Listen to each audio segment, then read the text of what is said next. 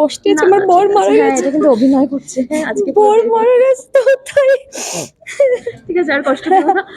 বউয়ের সাজে সৌমিত্রষা, অনেকের মনেই অনেক প্রশ্ন আসতে পারে, কিন্তু সৌমিত্রষার দৃঢ় বিশ্বাস যে তার ভক্তরা জানে যে সৌমিত্রষা কখন কি করতে পারে, তাই তো? একদম একদম, আমার ভক্তরা আমার থেকেও বেশি আমাকে জানে আমার মনে হয়। আমি ভক্ত তো ভাবিই না, আমি ভাবি তারা আমার পরিবারের পার্ট।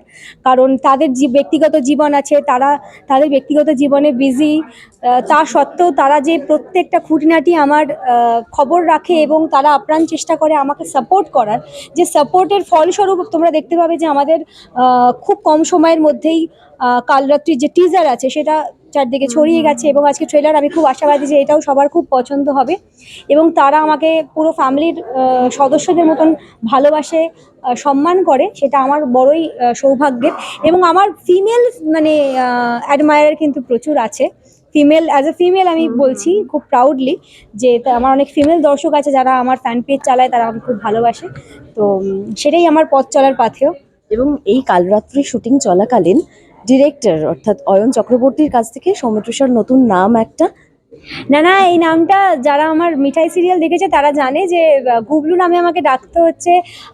শান্টুদা আমার মিঠাইয়ের যে ডিওপি, আমাকে তো সবাই ভীষণই ভালোবাসতো, তো আমাকে গুবলু নামে ডাকতো ওখানে। তো আমি অয়ন স্যারকে একদিন বলেছিলাম, তো তারপরে দেখি মাইকে অয়ন স্যার বলছে এই গুবলু, আর সবার সামনে গুবলু গুবলু বলতো আমাকে। বাট অয়ন স্যারও ভীষণ ভীষণ ভালোবাসা দিয়েছে আমাকে, এত স্নেহ করেছেন, এত গাইড করেছেন। ওনার সাথে কাজ করতে পারেন একটা অ্যাসেট।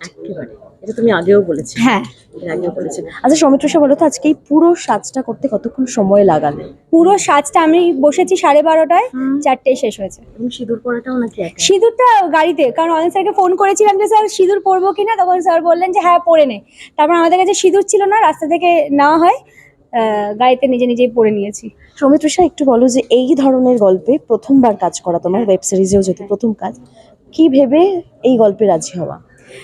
দেখো, এই ধরনের গল্প অভিনেতা অভিনেত্রীরা মানে চাই যে এই ধরনের গল্পে কাস্ট হোক। হ্যাঁ, এইখানে যে মানে অভিনয়ের যে দক্ষতা তুলে ধরা যায় এই ধরনের গল্পে, সেটা সব গল্পে হয় না। এই গল্পে সেই সুযোগটা আমি পেয়েছি, এবং কতটা করেছি সেটা তো অবশ্যই সেটা সময় এবং দর্শক বিচার করবেন, কিন্তু সেই সুযোগ পাওয়াটাও তো একটা বিশাল ব্যাপার। তার জন্য আমি কৃতজ্ঞ এসডিএফ, হইচই এবং অয়ন স্যারের কাছে। আচ্ছা, দেবীর সঙ্গে সৌমিত্রষার কোনো মিল রয়েছে? দেবী মিস্টেরিয়াস, আমিও রিয়েল লাইফে তাই। হ্যাঁ হ্যাঁ, অবশ্যই। বেশ, অনেকগুলো শেডও দেখতে পাবো আমরা এই চরিত্রে। হ্যাঁ, অনেক শেড দেখতে পাবেন, অনেক শেড আছে। আর আমার মনে হয় যে মানুষ না মানে খুব ভালো লাগবে পরপর এপিসোডসগুলো যখন দেখবে, তখন মানে রহস্য যেন আরো রহস্যে যে ওই চক্রব্যূহের মতন ঢুকে যাবে, মনে হবে যে আরো রহস্যের ভিতরে ঘনীভূত অন্ধকার, কত ভালো বাংলা বললাম, অন্ধকারে ঢুকে যাবে পুরো। আচ্ছা, পছন্দের ঘরানা কি রহস্য তোমার? হ্যাঁ, মানে তুমি যদি অ্যাজ অ্যান অ্যাক্টর বলো তাহলে অবশ্যই, কারণ এখানে তো সুযোগ থাকে অভিনয় করার অনেক রকম। একদম। এবং শাকিব খানের সঙ্গে যখন দেখা করলে, তারপর থেকে না অনেক কমেন্ট আসতে শুরু করেছে যে শাকিব খানের সঙ্গে খুব শিগগিরই দেখতে চায় তোমাকে।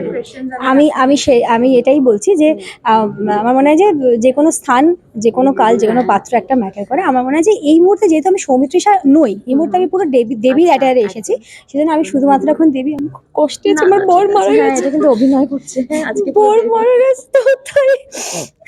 ঠিক আছে, আর কষ্ট করো না। যাক, দর্শকদের কি বলবে? দর্শকদের সবাইকে বলবো 6 ডিসেম্বর আমার প্রথম ওয়েব সিরিজ কালরাত্রি আসছে শুধুমাত্র হইচইতে। তো তোমরা সবাই পাশে থেকো, সবাই যাদের সাবস্ক্রাইব করেনি তারা সাবস্ক্রাইব করো হইচই, আর দেখে না আমার প্রথম ওয়েব সিরিজ কালরাত্রি। ধন্যবাদ। Thank you.